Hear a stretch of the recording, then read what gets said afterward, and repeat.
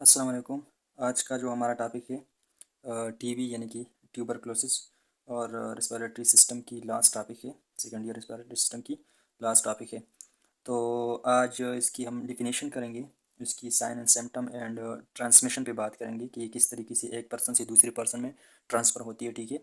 और causing agent पे भी बात करेंगे और साथ साथ में ट्रीटमेंट और प्रिवेंशन पे भी बात करेंगे। तो सबसे पहले डिफिनेशन करते हैं टीबी की यानी ट्यूबरक्लोसिस की। तो टीबी जो है ये इन इन्फेक्टियस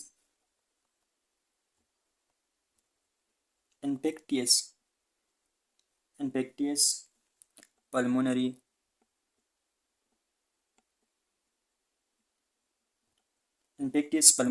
पल्मोनरी यानी कि लंग्स कंडीशन, इन्फेक्टियस पल्मोनरी यानी कि lungs condition in which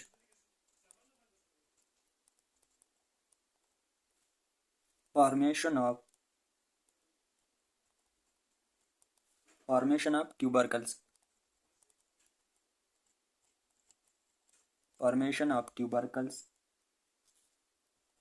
in the lungs take place।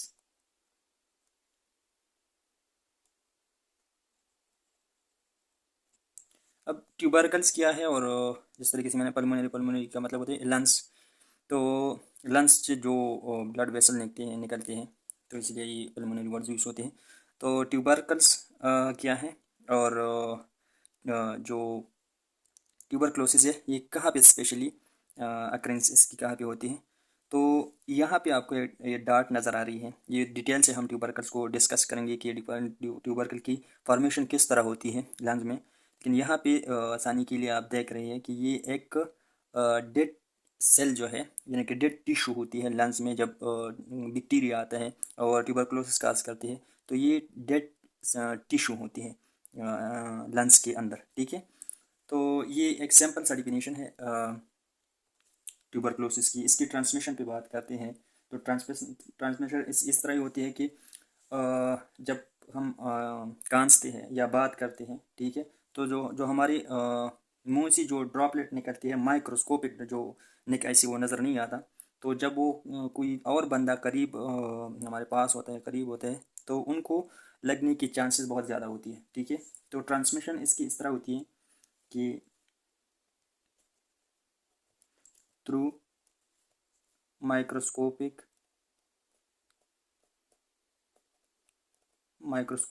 Droplet release in air by infected person।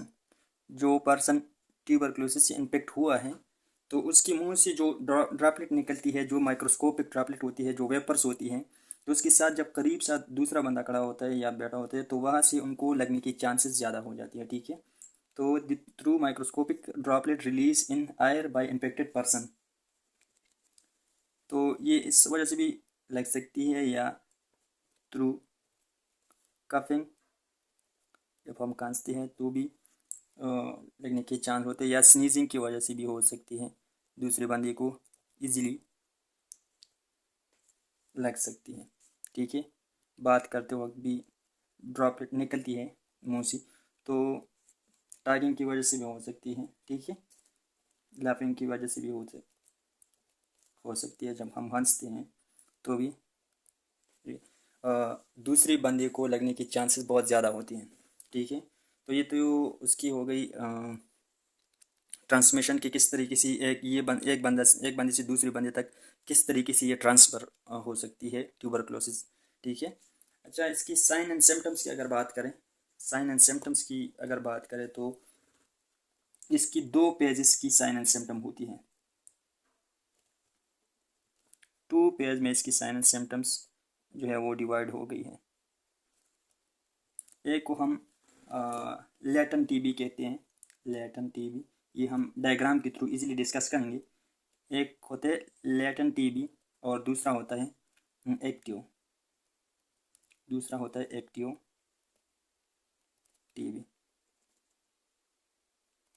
तो ये लेटेंट टीबी क्या होता है और एक्टिव टीबी क्या होता है, इसको डायग्राम के थ्रू इजीली समझाने की कोशिश करेंगे। तो जो लेटेंट है इसकी साइन एंड सिम्टम नहीं होता, नो सिम्टम्स, इसकी कोई भी साइन एंड सिम्टम नहीं होता, और डिस्कस करेंगे डायग्राम के थ्रू इजीली समझ आ जाएगा आपको। और दूसरा ये है कि ये साइन एंड सिम्टम तो इसके नहीं होते, लेकिन ये एक पर्सन से दूसरी पर्सन में ट्रांसफ़र हो सकते हैं।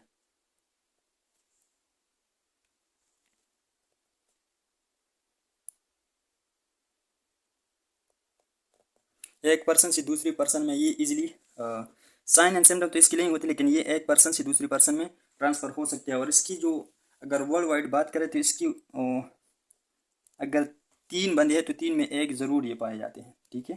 पॉपुलेशन के लिहाज से अगर वर्ल्ड वाइड बात करें तो 3 पर्सन में से एक पर्सन को ये ज़रूर होता है, ठीक है। तो अच्छा, ये एक्टिव की साइन एंड सिम्टम्स हो सकते हैं, ठीक है, इसकी साइन एंड सिम्टम होते हैं। और जो लेटन है इसकी साइन एंड सिम्टम नहीं होती। डायग्राम के थ्रू हम दोनों को डिस्कस करेंगे कि लेटन क्या है और एक्टिव क्या है। तो जो एक्टिव है इसके क्या क्या साइन एंड सिम्टम आ सकते हैं इसकी, इस तरह की हमने कहा कि इसकी सिम्टम्स होते हैं, तो हम यहाँ पे लिखेंगे कि इसकी सिम्टम्स अपीयर हो सकते हैं। सबसे पहले इसकी कपिंग होती है,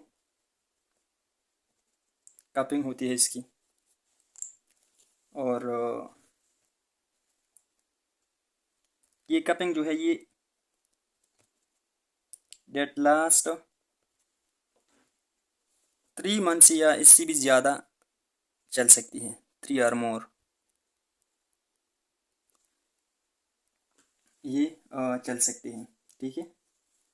और दूसरा जो है इसकी जब कांसती है तो कांसने के साथ साथ ये ब्लड भी निकलती है। जो स्पूटम होता है कांसने से जो स्पूटम निकलती है, उस स्पूटम में ब्लड भी हो सकता है, खून भी निकल आता है, ठीक है। Cupping of blood, cupping of blood, जब कांसते हैं तो इसके साथ साथ ब्लड भी निकलती है, ठीक है। इसके साथ साथ जो है चेस्ट पेन भी हो सकता है इसके साथ, ठीक है। जब कांसी जब कपिंग होती है तो इसके साथ साथ चेस्ट पेन भी होते हैं, सीने में दर्द भी महसूस हो सकता है। इसमें वेट लॉस हो सकता है। एक्टिव की जो एक एक्टिव टीबी जो है ट्यूबरकुलोसिस के, उसकी साइन एंड सिम्टम की बात है, तो इसमें वेट लॉस भी है, ठीक है। और बुखार भी होते हैं इसके साथ साथ, पेटिक भी है यानी कि थकावट भी है, और ठंड भी लगती है, ठीक है। तो ये साइन एंड सिम्टम है एक्टिव की। अब ये देखते हैं कि एक्टिव क्या है और लेटन क्या है। लेटन तो ये डिस्कस करते हैं, ठीक है। जिस तरीके से मैंने कहा ट्यूबरकल्स, तो जो ये बैक्टीरिया है, जिस बैक्टीरिया के थ्रू ये लगती है इसको हम कहते हैं माइकोबैक्टीरियम। जिस बैक्टीरिया से टीबी लगती है, ट्यूबरकुलोसिस लगते हैं, इसको माइकोबैक्टीरिया कहते हैं, ठीक है। और ये इस बैक्टीरिया के जो शेप है वो रॉड शेप होते हैं, रॉड शेप की बैक्टीरिया होते हैं, और ये बैक्टीरिया नॉन मोटाइल होते हैं, ठीक है। नॉन मोटाइल बैक्टीरिया होते हैं, रॉड शेप इस तरह से इसका शेप होता है, नॉन मोटाइल। इसमें इसका फ्लैजेला नहीं होता, ये मूवमेंट नहीं कर सकते, ठीक है। तो इसका ये माइकोबैक्टीरियम से ये ट्यूबरकुलोसिस जो है काज हो सकते हैं, ठीक है। तो ये जो बैक्टीरिया है माइकोबैक्टीरियम, ये क्या करते हैं, ये यहाँ से ट्रैकिया के थ्रू यहाँ लंग्स में एंटर होते हैं। जैसे ही ये लंग्स में एंटर होते हैं तो यहाँ पे जो हमारा इम्यून सिस्टम है, ऑटो इम्यून सिस्टम जो है, उस वहाँ से मैक्रोफेज जो है इसको इनगल्फ कर लेते हैं, ठीक है। इसको इस तरीके से इनगल्फ कर लेते हैं इस बैक्टीरिया को।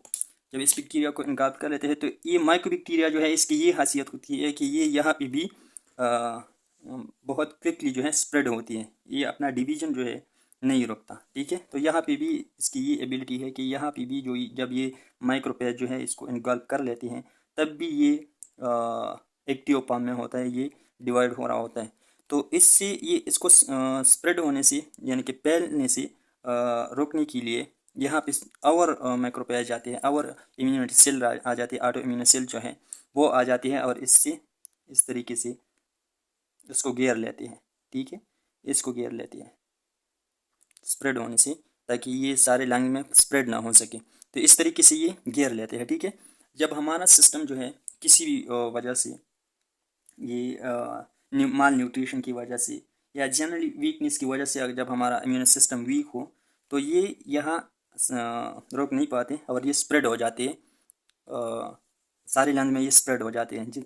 ठीक है, ये इस तरीके से यहाँ से निकल के ये डेड हो जाते हैं, जो हमारा ऑटो इम्यून सेल है ये डेड हो जाते हैं और इससे ये बैक्टीरिया फैल जाते हैं, सारे लंग्स में ये फैल जाते हैं। ठीक है, इस तरीके से ये फैल जाते हैं सारे लंग्स में। तो ये जब फैल जाती है तो ये यहाँ पे स्वेलन पैदा करती हैं और ये जो टिश्यूज़ हैं लंग्स की जो टिश्यूज़ हैं अलविलाई की जो टिश्यूज़ हैं वो डेड हो जाते हैं इस बैक्टीरिया की वजह से, और उस डेड टिश्यूज़ को हम ट्यूबरकल कहते हैं। ठीक है, तो ये इसकी छोटी सी मैकेनिज्म थी कि किस तरीके से ये जो माइकोबैक्टीरियम है ये लंग्स में किस तरीके से अपना डिवीजन करते हैं, किस तरीके से लंग्स को इन्फेक्ट करते हैं। ठीक है, तो ये शॉर्ट सी मैकेनिज्म थी। अब इसके ट्रीटमेंट की अगर बात करें तो ट्रीटमेंट में हम क्या क्या दे सकते हैं।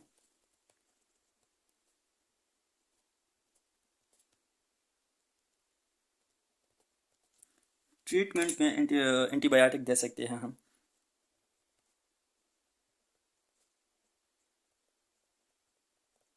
एंटीबायोटिक दे सकते हैं हम,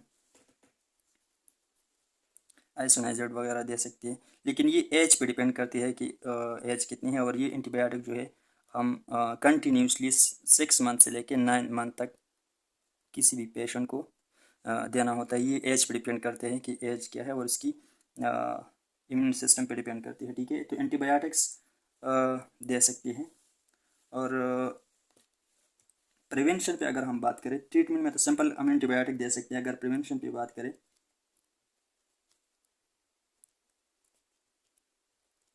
तो प्रिवेंशन में वैक्सीनेशन यूज़ होते हैं ताकि बैक्टीरिया कोई भी इन्फेक्टेड पर्सन से ना लग सके, तो इसके लिए वैक्सीनेशन होते हैं BCG। ठीक है, TB वैक्सीनेशन, वैक्सीनेशन देना होता है किसी भी पेशेंट को।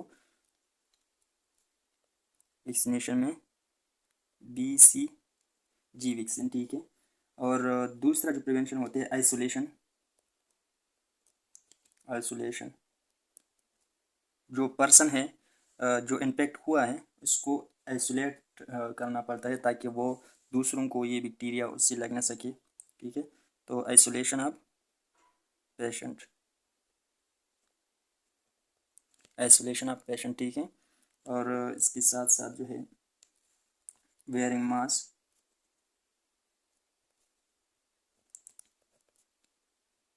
फेस मास्क, फेस मास्क भी देना ज़रूरी होता है जो पर्सन इन्फेक्ट हुआ है। ठीक है, और इसके साथ कवरिंग अप माउथ, जब हम मास्क दे देते हैं तो ऑटोमेटिकली इसकी माउथ कवर हो जाती है, कवरिंग अप माउथ। ठीक है, तो ये चीज़ ये है कि ये प्रिवेंट करते हैं TB को स्प्रेड होने से।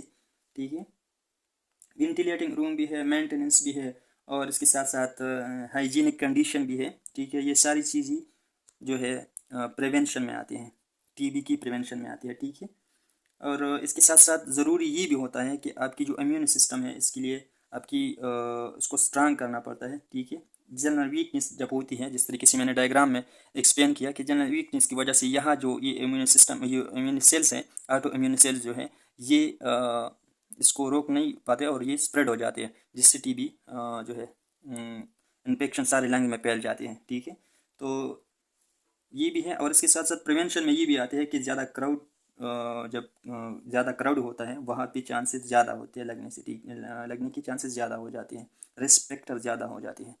एक शॉर्ट TB लेक्चर, ट्यूबरक्लोसिस की लेक्चर। अगर आपको कोई भी कन्फ्यूजन है तो आप कमेंट सेक्शन में पूछ सकते हैं। Thank you.